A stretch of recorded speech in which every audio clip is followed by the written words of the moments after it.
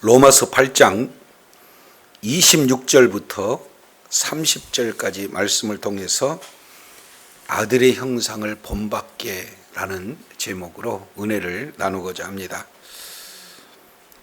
로마서 8장 이 내용은 크게 두 파트, 그리고 조금 더 세부적인 내용으로는 네 파트 내용을 우리가 살펴보았습니다. 자, 그러면서 이제 특히 18절부터 30절까지 이 내용의 핵심 단어는 영광, 그래서 고난 이후의 영광, 이 부분들을 말씀을 하고 있습니다. 그래서 마침내 영광에 이르게 하시는 분은 누구냐? 성령님이다 하는 내용을 이렇게 말씀하고 있어요. 그래서 영광을 보증하시는 분은 성령님, 이게 큰 전체의 그런 18절부터 30절까지의 핵심 내용이 되어집니다. 자, 그 중에 이제 성령님께서 도와주시고 또 성령님께서 중보하여 주시고 그리고 성령님께서 구속하여 주시고 그리고 이러한 확신, 이 내용을 이제 하나하나 우리가 살펴보자 하는데 26절 내용을 보면은 성령의 탄식이 기록이 되고 있죠. 그래서 26절 하반절 보니까 오직 성령이 말할 수 없는 탄식으로 우리를 위하여 친히 간구하시느니라. 그래서 세 가지의 탄식, 이 내용을 우리가 지난 시간 살펴봤습니다. 그래서 피조물들도 탄식하고 있고 그리고 구속받는 성도들도 탄식하고 있어요. 피조물은 하나님의 아들들이 나타나기까지 계속해서 탄식하고 있는 그런 내용은 이제 허무한데 굴복하는 것은 자기 뜻이 아니다는 거죠. 그래서 어떻게든지 하나님의 자녀의 영광에 자유에 이르는 이런 내용도 피조물 역시 지금 간절히 고대하고 있는, 소망하고 있는 내용이다. 그리고 구원은 받았지만 주님이 다시 오실 그때까지 계속해서 마음의 법과 그리고 육신의 법 사이에 계속 영적인 전쟁 가운데 놓여 있는 그런 성도들이 어떻게든지 죄의 법에서 완전히 해방되어지는, 바로 생명의 성령의 법으로만 이제 온전히 이루어지는 그런 몸의 구원, 몸의 완성된 구원, 이 부분들을 소망하고 있다. 그래서 여기서 핵심 단어는 뭐냐면은 인내입니다. 성령님도 아울러서 탄식하고 있는데, 아니 성도들이 하나님의 뜻대로 기도하는 것이 아니라 정욕대로 구하는 내용이기 때문에 옆에서 안타까움으로 지금 탄식하고 있는 그런 내용이에요. 자, 그러면서 27절 마음을 조사하고 살피시는, 아주 구체적으로 감찰하시는 바로 분이 누구냐? 성령의 생각을 하신다. 그래서 성령이 하나님의 뜻대로 성도들을 위해서 간구한다. 그러면은 간구하는 주체는 누굽니까? 성령이에요. 성령이 누구를 위해서 간구하세요? 성도를 위해서 간구했어요. 성령이 성도를 위해서 간구하는 것은 뭡니까? 성령이 하나님의 뜻대로, 그러니까 하나님의 본성과 일치하는 기도를 하게 하는 것이 바로 누구냐? 성령님이다.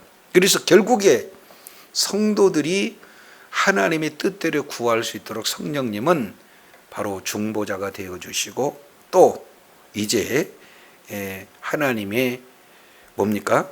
도우심을 계속해서 구해주시는 그런 어떤 부분들을 말씀을 하고 있어요. 자, 그러면서 신학에서 핵심이 되어지고 로마서 8장 이 내용 중에서도 참 중요한 부분들이 어떻게 되냐면은 28절, 29절, 30절 이 내용은 반드시 암송해야 할 핵심 내용입니다. 그래서 이 사실은 세 절 이 내용이 신학교회가 그런 오랫동안 공부하는 그런 중심 내용이 되어지기도 해요. 그래서 조직 신학이라고 하는 큰 내용을, 그 중에서도 구원론에 관련된 내용을 아주 지금 두 절 이 내용에서 기록하고 있습니다. 먼저 28절 우리가 살펴보도록 하겠습니다. 우리가 알거니와 그랬죠. 그러면 우리는 알지 못하는 것이 있고 우리는 아는 것이 있어요. 알지 못하는 것은 마땅히 빌바, 기도할 내용을 우리는 알지 못해요. 자, 그러나 아는 것이 있다면 어떤 것을 알 수 있느냐? 28절 내용을 보니까 우리가 알거니와 하나님을 사랑하는 자, 곧 그의 뜻대로 부르심을 입은 자들에게는 모든 것이 합력하여 뭐를 이룬다는 건 알아요? 선을 이룬다는 것은 알아요. 그러니까 여기에서 첫 번째 내용을 통해서 보면은 하나님을 사랑하는 자 이렇게 표현하고 있습니다. 이걸 다른 말로 그의 뜻대로 부르심을 입은 자 이렇게 표현하고 있습니다. 그러면은 같은 내용이지만 하나님 편에서의 내용과 사람 편에서 내용이 각각 다르게 표현되고 있습니다. 사람 편으로 본다면은 우리가 하나님을 사랑하는 자리에 있는 것이고, 하나님 편에서 본다면 그의 뜻대로 부르심을 입은 자들, 이런 똑같은 존재를 하나님 편에서 보느냐 사람 편에서 보느냐 조금 차이가 있게 구분을 해놓고 있는 표현입니다.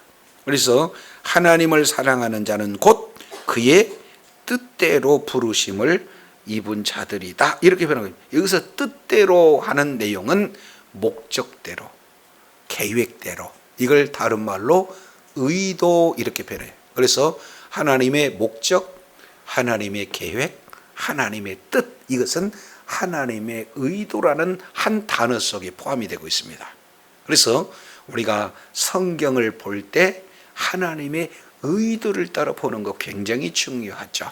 그래서 하나님의 목적, 하나님의 계획대로 부르심을 입은 자들은 하나님을 사랑하는 자요, 하나님을 사랑하는 자는 곧 그의 뜻대로 부르심을 입은 자다. 그러면은 이런 자들에게 모든 것이 뭐예요?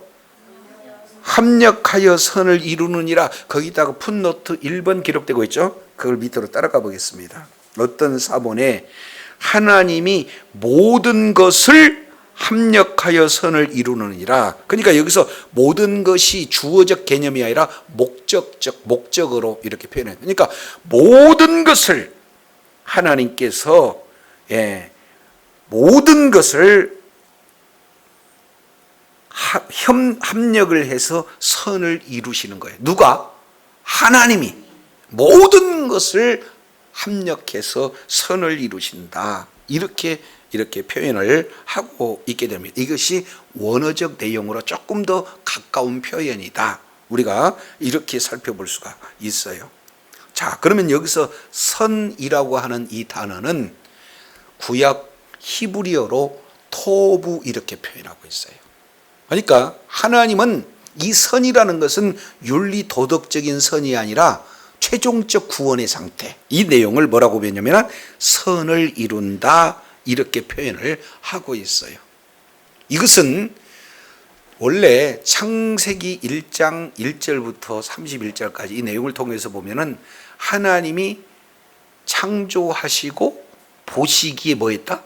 좋았더라. 이 보시기에 좋았다, 보시기에 완전하다, 보시기에 선하다, 이 내용이 같은 단어예요. 그러니까 토부라는 것은 세 가지 상태, 완전한 상태, 선한 상태, 아름다운 상태. 이것은 하나님께서 전지전능으로 창조하신 완전한 상태를 선이다 이렇게 표현하는 겁니다. 이것은 죄짓기 이전 상태이기 때문에 하나님께서 우리를 마지막 뭐 상태로 만든다?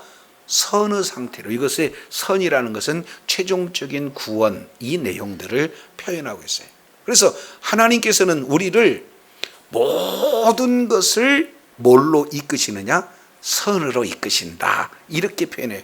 그러면 오해하면은 그러면 죄를 져도 되겠네? 그 차원이 아니라 우리 인간은 부패한 속성이 있기 때문에 죄를 진다 손치더라도 우리는 약하고, 그리고 또 뭡니까? 믿음이 부족해서 넘어지고 자빠지는 그런 한이 있다 할지라도 그런 것조차도 우리 하나님께서는 선용해서 마침내 구원에 이르게 하신다 하는 내용을 말씀하고 있다는 것을 깨달으시길 바랍니다. 그렇기 때문에 모든 것을 합력해서 우리 하나님은 선을 일으키셔요. 그렇기 때문에 우리들에게 큰 소망이 되어지는 거죠.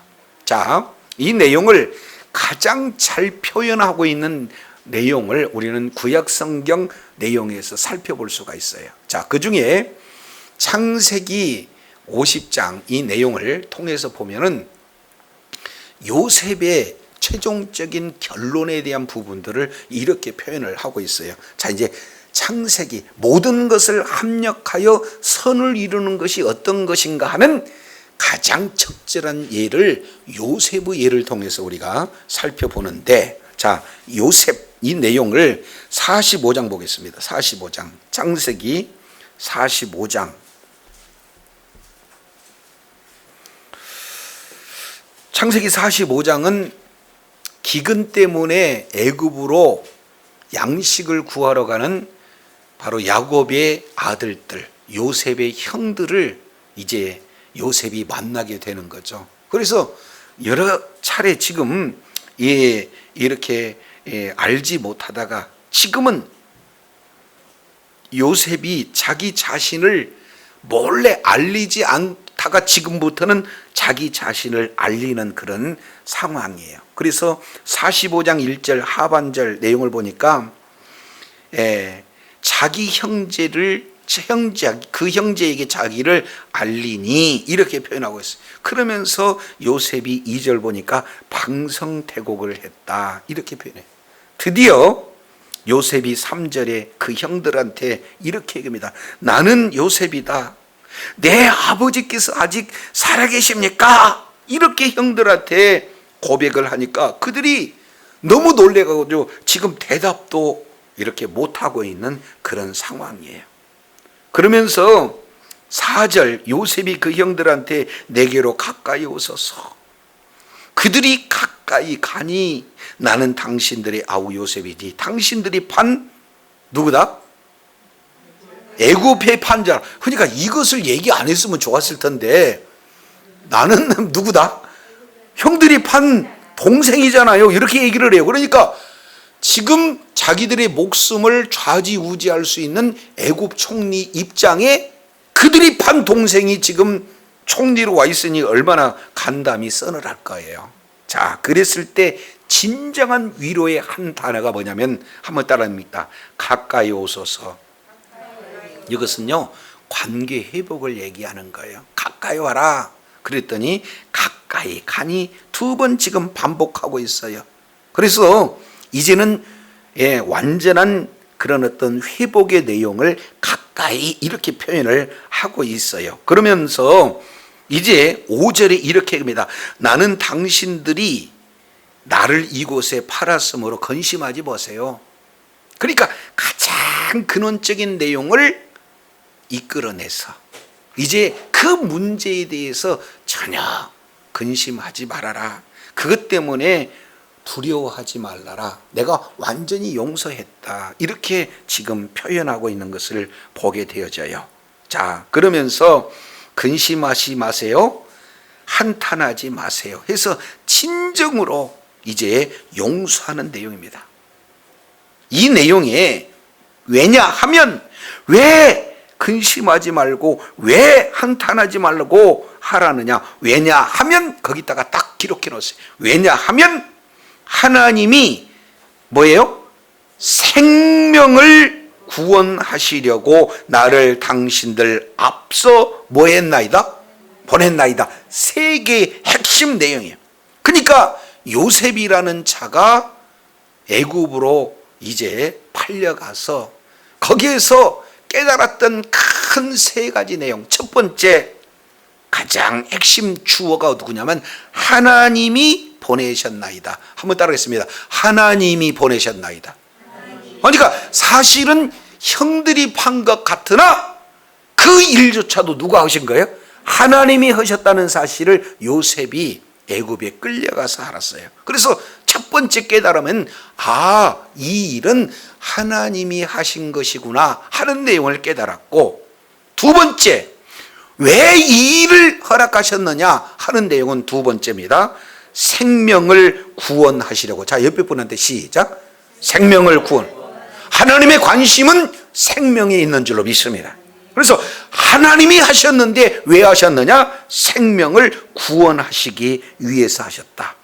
세 번째, 하나님께서 나를 당신들 앞에 모았다. 여기서 그럼요, 먼저 보내셨다. 이 보내신 내용은 파송하는 장면인데 공식적으로 임명해서 파송하는 내용입니다. 그냥 형님들이 우연히 보낸 것이 아니라 하나님이 공적으로 애굽으로 요셉이라는 자를 보냈다. 이 세 가지를 하나님이 하셨습니다. 생명을 위해서 하셨습니다. 하나님께서 공적으로 보내셨습니다. 이 세 가지를 깨달을 수 있었기 때문에 요셉은 진짜 자기를 팔았던 형들을 진정으로 용서할 수 있는 그런 용서의 마음이 생겼다는 사실을 우리가 알아야 되는 거예요. 그래서 하나님의 섭리를 인정할 때, 하나님의 주권을 인정할 때 원수까지도 용서할 수가 있겠구나. 이 내용을 이제 우리가 살펴볼 수가 있어요. 자, 그래서 다시 한번 이렇게 얘기합니다. 6절 알아듣게 설명하는 거예요.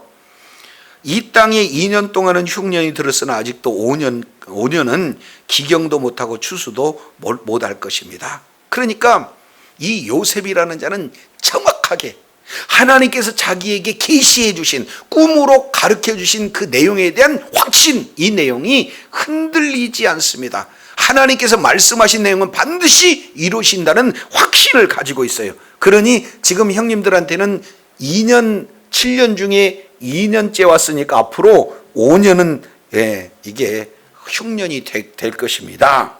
따라서 7절 다시 한번 얘기합니다. 하나님이 큰 구원으로 당신의 생명을 보존하시고 당신들의 후손을 세상에 두시려고 나를 당신 앞서 보내셨나이다 하고 다시 반복하고 있어요. 그러니까 결국 하나님께서는 생명과 그리고 구원과 생명 같은 내용입니다. 그리고 후손들에게 같은 내용이에요. 그래서 영원한 생명이 이루어질 수 있도록 하나님께서 나를 당신들 앞에 보낸 그런 내용입니다. 이렇게 표현해요. 그래서 역사의 주관자가 하나님이시고 모든 삶의 여정 속에서 그 하나라도 하나님이 허락하시지 않으면은 하나님께서 이 부분들을 진행하시지 않고는 아무것도 할 수가 없다는 하나님의 주권 사상을 인정할 때 원수도 용서할 수 있는 그 마음이 있음을 요셉을 내용을 통해서 우리가 살펴보게 됩니다. 자, 이 정도면은 형제들 알아들어야 돼, 못 알아들어야 돼? 요셉이 진짜 우리를 용서해 주는구나. 하나님께서 보내셨기 때문에 요셉의 중심에는 하나님을 두려워하는 그런 마음이 있구나 하고 형제들이 알아야 되는데 이 부분들을 모릅니다. 그래서 50장 보겠습니다. 똑같은 내용을 이렇게 얘기를 해요. 50장 50장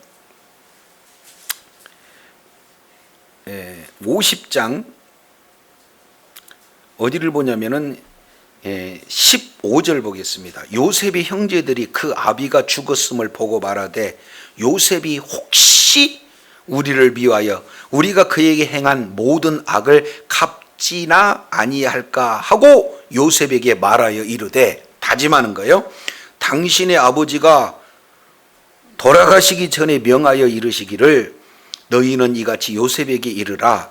내 형들이 내게 악을 행하였을지라도 이제 바라건대 그 허물과 죄를 용서하라 하셨다 하라 하셨나니 당신의 아버지 당신의 하나님의 종들의 죄를 이제 용서해 주세요 라고 이렇게 얘기해요. 그러면 그 이전에 용서한 것은 마음 가운데 있다는 거예요?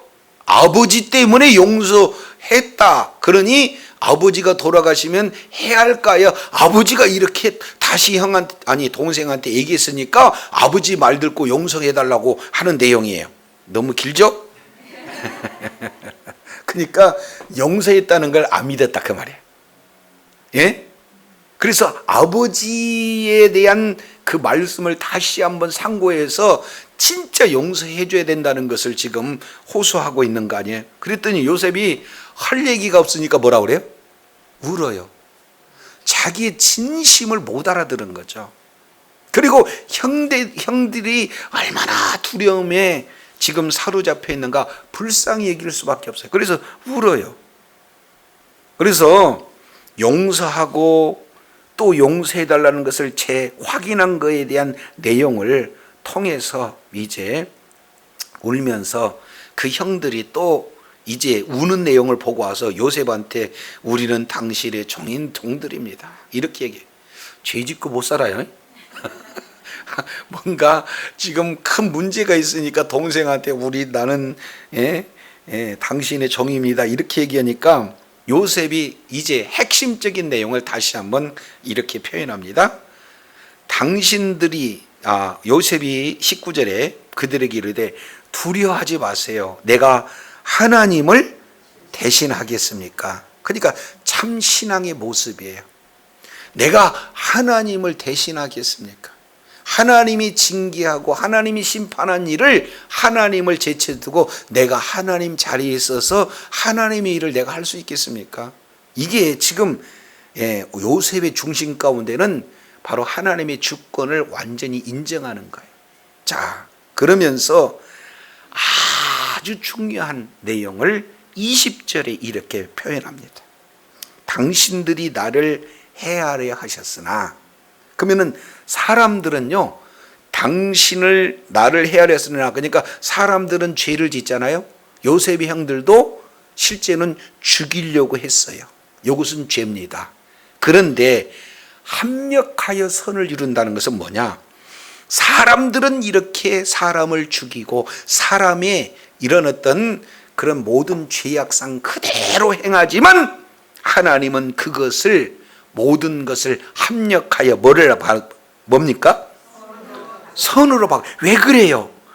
만민의 생명을 구원하시기 위해서 그래요. 우리 주님의 관심은 심판보다도 우리 주님의 관심은 살리는 것에 있는 줄로 믿습니다. 그래서 최종적으로 뭘로 바꿔요? 선으로 바꿔요. 이것을 뭐라고 내우냐? 이걸 하샤바 레토바, 한번 따라가겠습니다. 하샤바 레토바. 여기서 토바에서 토부라는 단어가 나오는 거예요. 모든 것을 합력하여 선을 이루시는 분은 누구다? 하나님이시다. 우리 인간은 죄악의 본성이 자리 잡고 있기 때문에 한시라도 죄를 짓지 않을 수가 없어요. 그런데 우리의 실수, 우리의 잘못, 우리의 죄악 이런 내용이다 할지라도 하나님께서는 그것조차도 합력하여 최종적인 구원에 이르는 원래의 토부 상태로 이루고자 하는 것이 하나님의 뜻인 줄로 깨달으시기를 바랍니다. 그러면 우리가 로마서 이 내용을 통해서 봤더니 유대인도 죄예요. 그리고 이방인들도 죄예요. 온 인류가 다 죄인이에요. 그래서 우리들은 하는 모든 일들에 죄만 짓고 있는데도 불구하고 이런 죄인들을 예수님이 십자가에서 죽으시고 그 피로 말미암아 우리들의 모든 죄 문제를 완벽하게 해결해 주셨어요. 그래서 예수 그리스도를 믿는 믿음을 가진 저와 여러분은 구원을 받은 줄로 믿습니다. 그런데 구원 받았음에도 불구하고 우리는 여전히 어떻게 돼요?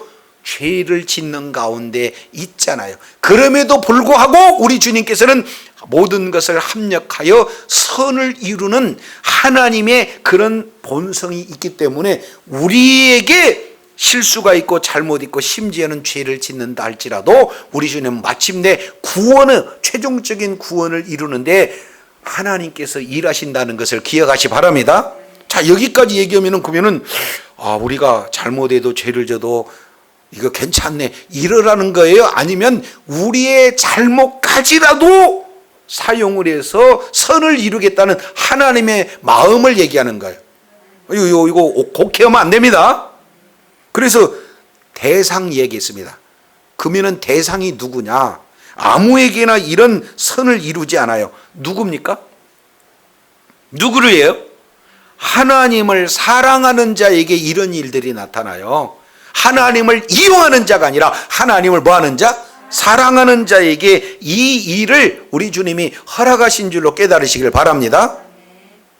자, 그것은 하나님의 뜻, 하나님의 목적, 하나님의 계획대로 부르심을 입은 자들에게 모든 것을 합력하여 선을 이루게 된다. 그 내용을 봤더니 요셉의 형들은 진짜 요셉을 죽이려고 했어요. 그것은 죄악이잖아요. 그런데 오히려 요셉의 형들의 그 죄 자체를 선용해서 하나님께서는 요셉의 가문과 그리고 그 후손의 가문들을 구원하시고 영원한 생명을 주시기 위해서 오히려 그 잘못된 것을 선으로 여겨서 그들이 안 팔았으면 총리가 되지도 않고 애굽에 내려가지도 않잖아요. 근데 그런 잘못조차도 하나님이 사용해서 선으로 바꾸신 줄로 믿습니다.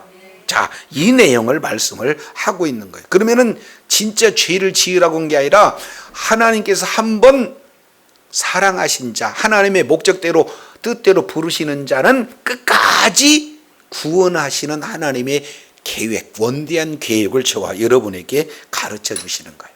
자, 그래서 미리 말씀드렸지만 29절 30절 이 내용은 바로 조직신학, 그 중에서도 구원의 서정이라고 하는 구원론의 핵심 기둥 내용이 여기에 포함이 되고 있습니다. 29절 30절 이 내용을 보게 되면은 크게 5개의 이제 동사가 소개가 되고 있어요. 자, 이것은 중요하니까 하나하나 체크하세요. 첫 번째, 내용을 통해서 보면은 미리 아신 자. 두 번째, 미리 알다는 거요. 두 번째는 미리 정하셨다. 세 번째 내용을 보면은 부르셨다. 30절. 네 번째는 의롭다 하셨다. 그리고 다섯 번째는 영화롭게 하셨다. 이것이 부정 동사 5개가 지금 기록되고 있어요. 미리 과거예요. 과거 동사 5개. 미리 아셨다. 미리 정하셨다. 부르셨다. 의롭다 하셨다. 영화롭게 하셨다. 자, 이 5개의 핵심 동사가 이 두 구절 가운데 포함이 되고 있습니다. 자, 그 중에 이 내용을 알기 쉽게 한자어로 표현하게 되면 미리 아셨다 하는 내용을 예지라고 표현해. 다시 뭐라고요? 예지. 그리고 미리 정하셨다 하는 내용을 예정 이렇게 표현합니다. 장로교에서 그 유명한 예정이라는 단어가 여기서 이렇게 표현이 되고 있어요. 그리고 세 번째 단어 부르시고 이 내용을 소명 이렇게 표현합니다. 그리고 의롭다 하시고 이 내용은 칭의 이렇게 표현해요. 마지막에 영화롭게 하셨다. 이걸 영화 이렇게 표현합니다. 그래서 예지, 예정, 칭의, 소명, 칭의, 영화. 자, 5가지. 자, 한번 따라하겠습니다. 예지, 예정, 소명, 칭의, 영화. 요 내용은 구원의 서정이라고 하는 구원의 최종적인 구원에 이르는 모든 과정을 다 망라하고 있어요. 그러면 사람들이 이해하기 위해서 예지, 예정, 그 다음에 소명, 칭의, 영화 각 단계별로 설명은 되어 있지만 실제 이 모든 구원의 과정은 뭡니까? 하나예요. 하나. 그래서 결국에 어디까지 가게 하시는다? 영화롭게 간다. 그래서 학자들은 이것을 뭐라고 하냐면 골든 체인, 황금 사슬절이다 이렇게 표현하고 있어요. 자, 옆에 분한테 황금 사슬절이래요. 시작. 그러니까 사슬로 견고하게 이 5개의 동사가 연결이 되어 있는데 이 사슬은 끊어지지 않고 계속해서 간다 하는 그런 내용들을 지금 말씀하고 있다. 이걸 우리가 살펴보게 되어집니다. 자, 그러면은 첫 번째 내용은 뭐냐면 예지 이렇게 하는 거예요. 우리 하나님께서는 우리를 구원하시기, 우리가 태어나기도 전에 만세전부터 우리의 모든 내용들을 다 미리 뭐 하셔요? 아셔요. 이 내용을 예지다 이렇게 표현합니다. 그래서 학자들은 또 이걸 아주 힘들게 얘기하고는 예지 예정론이 있고 절대 예정론이 있어. 뭐 여기까지 얘기하면은 여러분 머리가 아파요. 그러면은 이 내용을 어떻게 해야 되냐면은 하나님이 아시기 때문에 하나님은 우리를 정하실 수가 있다 이렇게 표현할 수가 있습니다. 그러니까 결국에는요, 우리 인간에게 필요한 것은 시간이지만 하나님께서는 시간이 아니라 현재예요. 그래서 우리 주님은 영원한 현재로, 영원부터 영원까지 영원한 현재로 살아계신 분이 우리 하나님이신 줄로 믿습니다. 근데 인간은 유한하기 때문에 시간이 우리에게 적용이 되어지는 거예요. 자, 그래서 우리의 구원 내용을 예정론 그러면 잘못해 가지고는 이 사람은 구원받지 못할 사람, 이 사람은 구원받을 사람 이렇게 해서 예정론을 오해하고 곡해해서 운명론으로, 그러니까 아무리 노력을 해도 이 사람은 하나님께서 지옥 갈 사람으로 만들어 놔버렸고 이 사람은 아무리 잘못해도 천국 갈 사람으로 만들어 놓고 그렇게 되면 하나님의 공의가 무너져요. 이해가 되십니까? 하나님은 그런 이상한 하나님이 아니세요. 그러니까 예정론을 곡해해 가지고 운명론으로 어리석게 해석하는 사람이 한 사람도 없기를 바랍니다. 그렇기 때문에 예정이라는 이 내용을 설명하기 위해서 예지라는 내용을 미리 말씀을 하고 있어요. 그래서 하나님은 현재 시간 그대로의 내용을 통해서 이분이 끝까지 뭐 하는가? 구원을 거부하는 그 자는 예정하지 않았다 이렇게 표현하는 거지, 예정을 해놨기 때문에 끝까지 구원의 길에서 이렇게 구원을 받아들이지 않았다 이렇게 하는 운명론하고는 차이가 있게 되어지는 겁니다. 그래서 우리 주님은 진정으로 능력을 이제 가지고 어떠한 부르심에 대한 내용의 차등의 변함이 없이 계속해서 누구에게나 예수 그리스도의 복음을 동일하게 이렇게 전하시는 분이 우리 주님인 줄로 믿습니다. 그럼에도 끝까지 복음을 받아들이지 않는 그 자는 장로교 교리의 내용으로 보면 뭐 했다? 예정되지 않았다 이렇게 표현하는 거예요. 그죠? 그러면 이 내용은 누구만 알아요? 하나님만 아셔요. 인간은 절대 이 내용을 알아요, 몰라요? 그러니까 누가 예정됐다 안 됐다 이렇게 평가한다 그러면 하나님의 주권에 도전하는 자입니다. 그래서 저와 여러분들은 누구든지 하나님의 사랑의 대상이요, 누구든지 하나님의 구원의 대상인 줄 알고 이제 모두에게 동일한 믿음으로 동일한 능력을 가지고 복음을 전하는 그런 자리에 있어야 될 줄로 믿습니다. 다만 우리 하나님께서 미리 아시는 내용이기 때문에 우리 인생의 시작과 끝을 동시간대로 아시는 거예요. 그렇기 때문에 이 사람은 예정되어 있지 않다, 예정됐다는 것을 누구는 아시냐면 하나님은 아시는 거예요. 그래서 저와 여러분 겸손하게 죽는 그 순간까지 지금 펄펄 뛰는 믿음이 있고 막 성령의 강력한 능력이 나타난다 할지라도 죽기 이전에 거부할 수 있어요, 없어요? 거부할 수 있어요. 이해가 되세요? 그러니까 죽는 그 순간까지 끝까지 믿음을 부여잡는 저와 여러분이 되어야 될 줄로 믿습니다. 반면 죽는 그 순간까지도 예수를 거부하고 예수님을 대적하고 어떻게든지 예수님을 폄하하는 그 자들은 우리가 봤을 때 하나님이 예정하지 않았는 것 같아라고 오해할 수 있어요. 근데 신기하게 죽음 그 직전에 주님을 부르고 구원받는 사람 주변에 있어요, 없어요?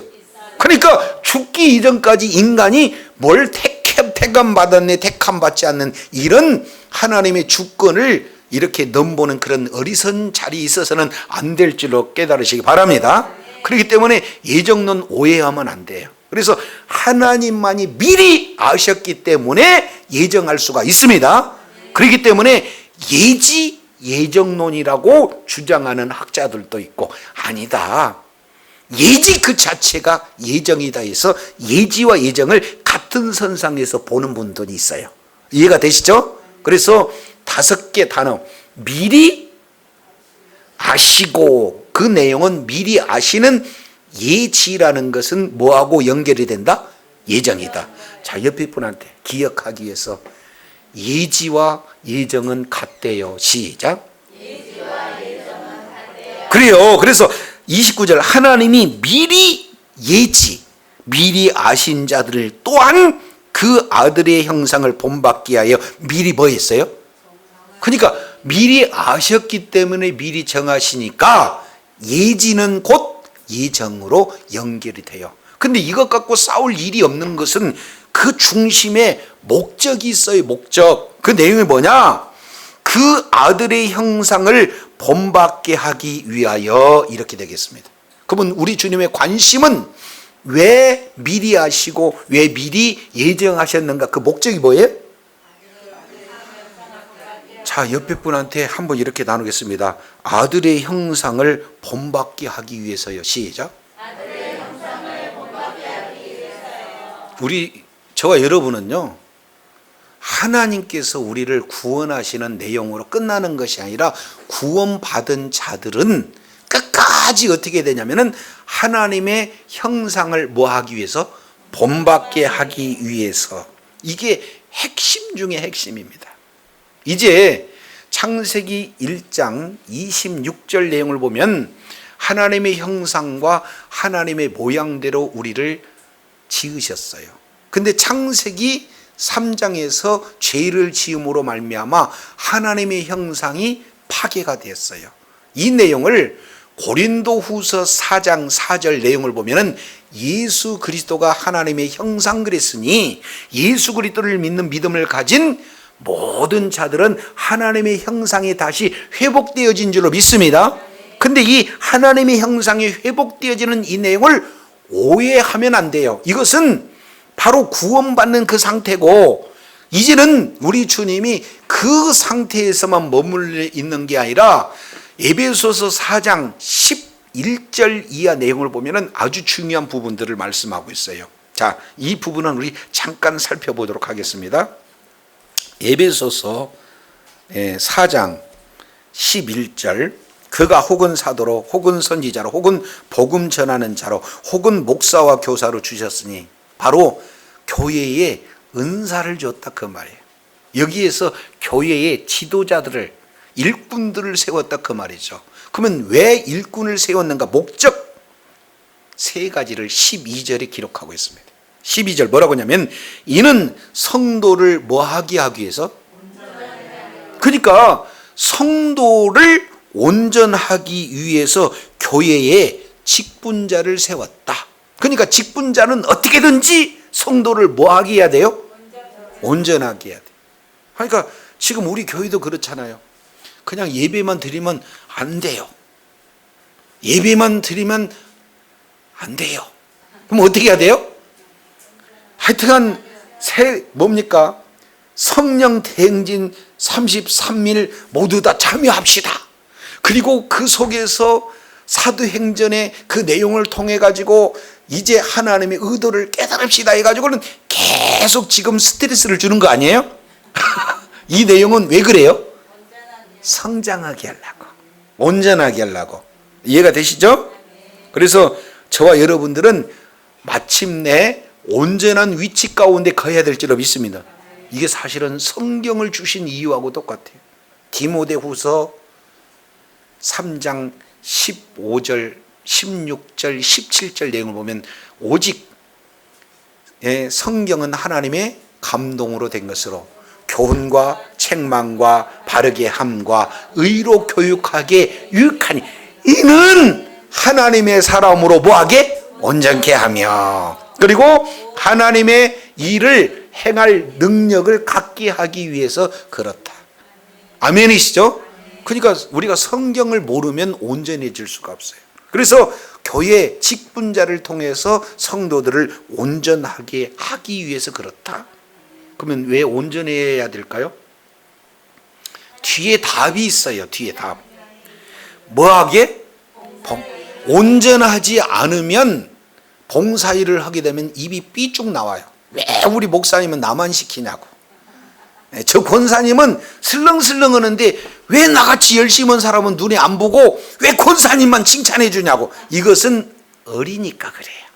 그래서 봉사일을 하기 위해서는 그 합당한 일을 할 수 있도록 온전해야 된다. 그러면 질문하겠습니다. 저와 여러분의 상태를 봤더니 온전한 것 같아요? 안 온전한 것 같아요? 그럼 온전하다 그랬더니 이걸 오해해 갖고는 완전 무결한 그 내용과 달라요. 그래서 온전한 것도 뒤에다가 해석해 놨어요. 자, 온전한 것은 어떤 상태인가? 13절 내용을 봤더니 우리가 다 하나님의 아들을 믿는 것과, 여러분 예수님이 하나님의 아들이심을 믿습니까? 두 번째, 하나님의 아들을 믿는 것과 아는 일이 하나가 되어 온전한 사람을 이루어 그랬으니까 온전한 것은 어떤 기준이냐? 내가 완벽하게 일을 진행하는 것이 온전한 것이 아니라 예수님이 하나님의 아들이심을 알고 또한 믿는 것이 하나가 되는 내용이 온전한 줄로 깨달으시기 바랍니다. 그러면 이게 어려운 것 같아요? 이런 일은 그렇게 덜 어려운 것 같아요. 자, 이런 기준으로 보면 저와 여러분 온전할 수 있습니까? 없겠습니까? 이제 대답을 또 잘 안 하시네. 믿는 것과 아는 것이 일치가 됐을 때 우리 주님은 뭐 하는다? 온전하다. 아멘이시죠? 그러니까 알고 있는 지식, 알고 있는 지혜가 삶에 그대로 묻어났을 때 설령 내가 성경 전체는 모른다 할지라도 나는 예수님이 하나님이십니다. 예수님이 나의 구세주십니다. 목에 칼이 들어와도 어떤 어려운 역경이 찾아온다 하더라도 이 모든 문제에 우리의 모든 죄에서 구원할 자가 예수님이다라는 사실을 알고 믿는 자가 온전한 줄로 깨달으시길 바랍니다.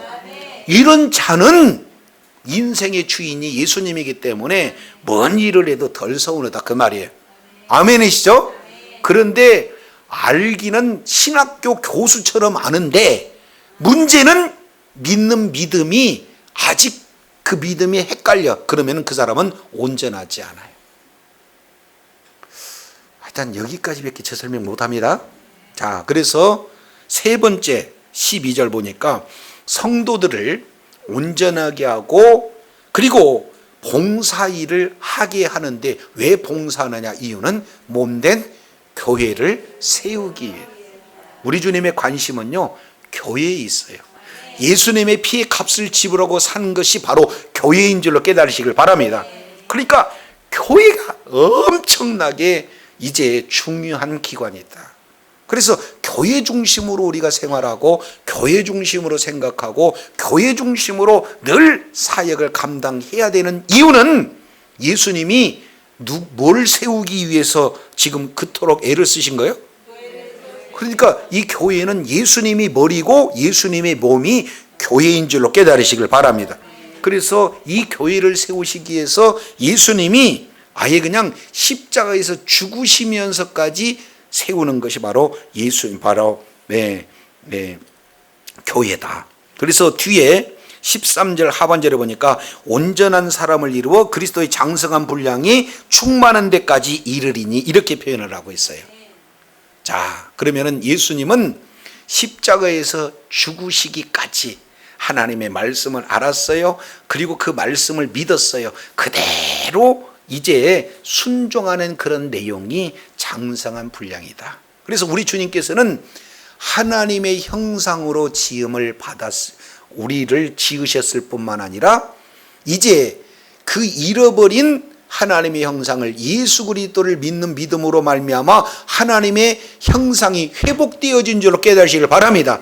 그러니까 회복되어지는 그 상태에 머물러 있는 것이 아니라 주님께서 저와 여러분에게 요구하는 것은 그리스도의 장성한 분량이 이르기까지 우리가 자라가게 하기 위해서 우리의 롤 모델을 누굴로 세우셨다?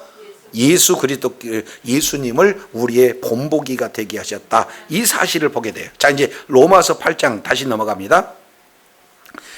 29절 하나님이 미리 아신 자, 예지한 자를 또한 예정하셨는데 왜 그랬느냐? 그 아들의 형상을 뭐하게 하기 위해서? 본받게 하기 위해서. 그래서 하나님의 형상으로 시작해서 결국에 하나님의 형상으로 마무리가 되어져요. 우리 입장으로 본다면. 자, 이제 한 군데만 더 찾아보겠습니다. 갈라디아서 4장입니다. 갈라디아서 4장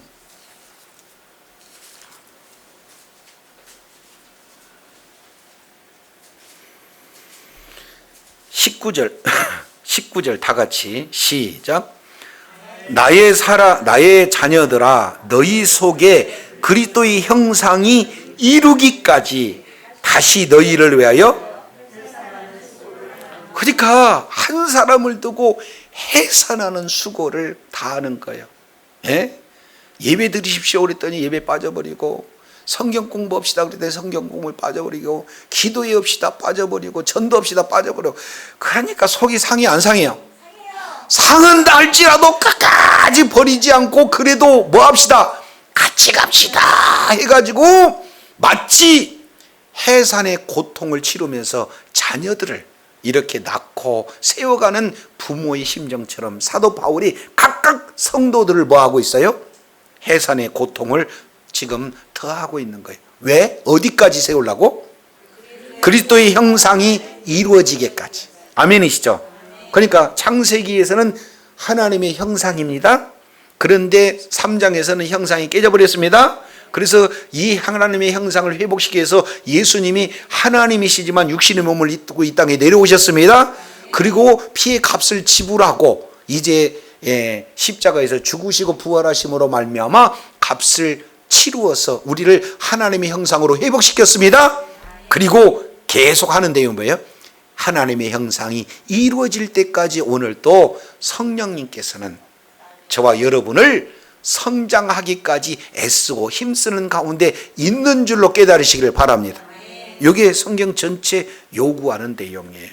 그래서 이렇게 하나님의 형상을 이루기까지 예정하셨다. 이것을 지금 말씀을 하고 있어요. 그러면은 우리 주님께서 저와 여러분을 하나님의 형상을 회복해서 하나님의 형상이 이루어지기를 위해서 저와 여러분을 예정하신 줄로 깨달으시길 바랍니다. 이건 신학의 싸움이 아니다 그 말이죠. 하나님의 형상이 중요하다 그 말이죠. 자, 그래서 세 번째, 자, 이렇게 이는 29절에 표현합니다. 이는 그로 많은 형제 중에 뭐가 되게 하기 위해서? 그러면은 예수님이 맏아들이고 우리는 예수님을 형제의 형제. 요건 히브리서 2장 11절 내용을 통해서 보니까 성령으로 난 자는 한 형제 이렇게 표현하고 있어요. 그래서 우리는 한편으로는 예수님을 뭐라고 하냐면 형님 이렇게 얘기해요. 아셨죠? 예, 여자분들은 오빠 한 형제다 그 말이야. 형제 자매로서의 하나가 되어져요. 근데 요걸 또 잘못 오해하고 아예 그냥 예수님하고 맞먹으면 안 돼요. 우리는 본질이 달라. 우리는 죄의 씨로 태어난 자고 예수님은 우리와 똑같은 사람의 모습이기는 하고 있지만 그분은 죄가 없으시고 그분은 본질 자체가 하나님이신 줄 깨달으시길 바랍니다. 그러나 하나님 나라의 상속을 하는데 예수님과 함께한 상속자로 세우시기를 원하신 분이 주님이시기 때문에 우리를 형제다 이렇게 표현을 하고 있는 거예요. 자, 그래서 예지, 예정, 이거 이제 정리됐습니다. 예정은 운명론하고 다르다. 왜 저와 여러분을 미리 만세 전부터 하나님께서 택하셨는가 하는 내용은 하나님의 형상을 이루기 위한 목적으로 저와 여러분을 택하신 줄로 깨달으시길 바랍니다. 택하셨으면 이제 그 다음이 어떻게 돼요? 30절 내용을 보니까 또 미리 정하신 자 그들을 또한 뭐 하셨어요? 부르시는 방법은 여러 가지가 있어요. 어떤 분은 엄마 뱃속에서부터 계속해서 말씀 보고 찬송하고 기도하고 예배를 통해서 아이 태어나 봤더니 너무 익숙해. 그렇게 해가지고는 이거 참 익숙한데 해가지고 모태신앙으로 점점 주님하고 가까이 이렇게 해서 부르는 사람들도 있고, 어떤 분은 예수님 안 믿어 이렇게 버티다가 어느 날 갑자기 큰 어떤 사고나 아니면 큰 질병이나 어려움을 통해서 한번 이렇게 이제 최종적으로 한번 의지하자 해서 이런 방법으로 하나님이 부르시는 경우도 있고, 어떤 분은 하여튼 어떤 분은 그렇대요. 나는 예수 믿는 믿음을 이렇게 갖지는 못했지만 그래도 예수 믿는 것은 허락한다 해가지고는 안에 하여튼 교회까지 잘 운전해주고 예배 마치면은 또 거기서 기다렸다가 다시 모셔오고, 그러다가 하루는 너무 늦어서 이것들이 도대체 뭐하나 하고 지켜보다가 성령 만나버렸어요. 이렇게 하나님이 부르실 수도 있고, 부르심은 다양해요. 그러나 사람을 통해서, 환경을 통해서, 여러 가지 어려움을 통해서 우리 주님은 가장 사람에게 합당한 방법으로 부르신 분이 바로 주님이신 줄 깨달으시기 바랍니다. 그래서 각자 한 사람을 인격적으로 뭐 하셔요? 부르셔요. 자, 부르시고 그 다음에 부르신 그들을 뭐 한다? 의롭다. 그러니까 의로운 것은 율법을 지켜야만이 의롭으니까 율법 외에 한 의가 나타났으니 곧 예수 그리스도를 믿음으로 말미암아 의롭다 그랬으니, 우리가 의로운 것은 우리가 의로운 거예요? 예수님을 믿음으로 의로운 거예요. 그래서 아예 예수님의 보혈로 싹 덮어버려서 우리들의 모든 죄를 싹 가림으로 말미암아 사실은 의롭지 않은데 예수님의 보혈을 보고 의롭다고 하신 분이 바로 주님인 줄로 믿습니다. 그래서 그 의롭다 하신 자들을 결국에는 뭐해요? 영화롭게. 이것은 뭐냐면 죽음 이후에 완전한 구원에 이르는 상태를 영화 그래요. 자, 그래서 5가지 한번 따라하겠습니다. 예지, 안 따라와서 내놔. 예지, 예정, 소명, 칭의, 영화. 요게 각각 사슬로 견고하게 연결이 되어 있기 때문에 무슨 절? 황금 사슬절. 그러니까 우리 주님은 미리 아시고 정하시고 부르시고 의롭다 하시고 영원하온 이 내용이 사슬로 쫙 연결이 되어 있는 이 사실이 그대로 우리 마음 가운데 믿어지게 되면 혹시 행여나 내가 잘못하면 구원에서 떨어질까 염려해야 되는 거예요. 그럼에도 불구하고 잘못은 했지만 우리가 회개하고 주님 앞에 나가야 되는 거예요. 그러면 구원의 문제는 어떻게 된다? 우리 영역이 아니야. 하나님의 주권하에 하나님께서 최종적인 구원 상태까지 이루시게 하겠다는 것이 주의 뜻인 줄로 깨달으시길 바랍니다. 그러니 로마서 8장 이 내용은 첫째 1절에서 11절까지 내용을 봤더니 죄와 사망의 법에서 완전히 해방되었다.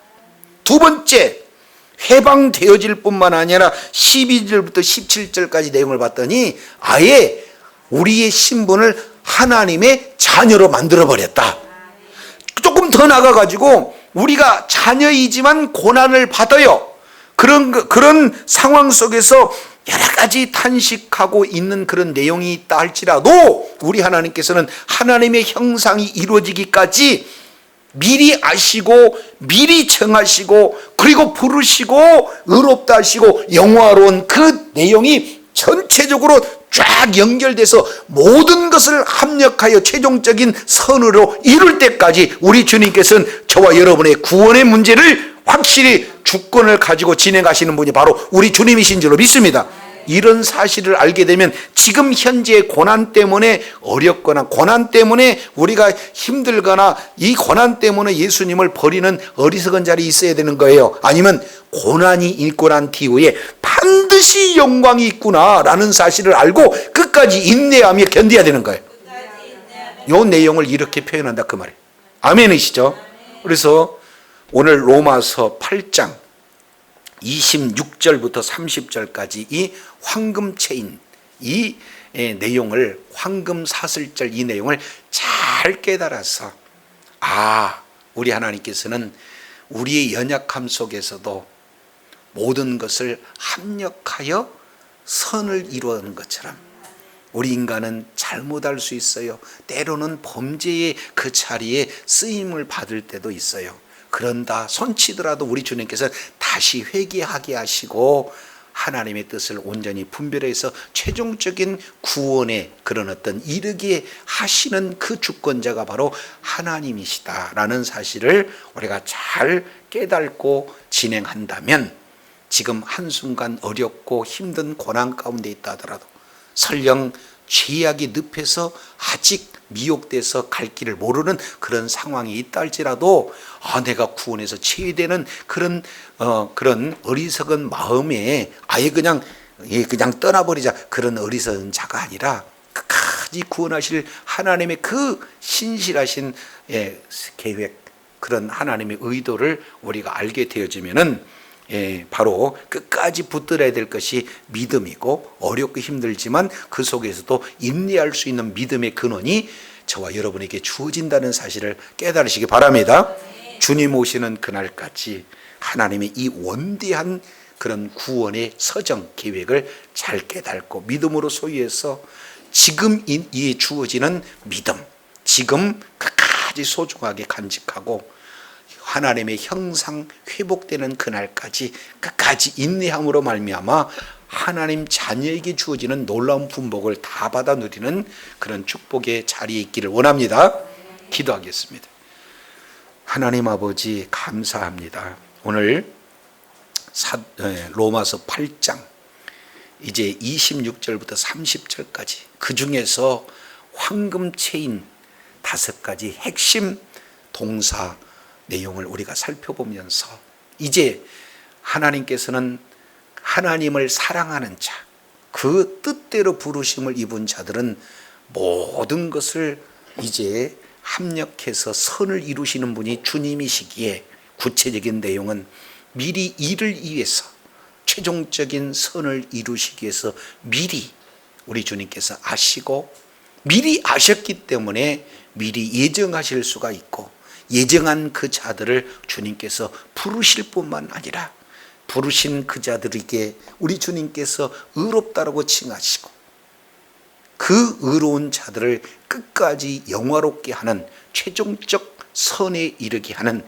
최종적 구원에 이르게 하는 주권자가 바로 우리 주님이심을 다시 한번 일깨워 주셨사온즉 어떠한 어려운 환난 속에서도 또한 이제 앞이 보이지 않는 칠흑 같은 그런 환경 속에서도 끝까지 주님의 주권을 인정하고 이제 요셉이 이 모든 하나님의 주권을 인정함으로 말미암아 용서할 수 없는 원수를 사랑하고 그리고 극한 환경 속을 능히 이길 수 있는 것은 바로 하나님의 주권을 인정했기에 가능한 것처럼 우리가 모든 범사에 이제 구원의 최종적인 바로 주권자가 되신 주님을 의지하심으로 말미암아 한번 이렇게 구원의 시작이 모든 구원의 과정과 최종적인 구원에 이르게 하시는 주님의 주권이 있음을 깨닫고 날마다 이제 승리하여 하나님께 존귀하게 쓰임받는 주의 사랑하는 자녀들 다 되게 하여 주시옵소서. 감사드리며 우리 구주 예수 그리스도 이름으로 기도드립니다. 아멘.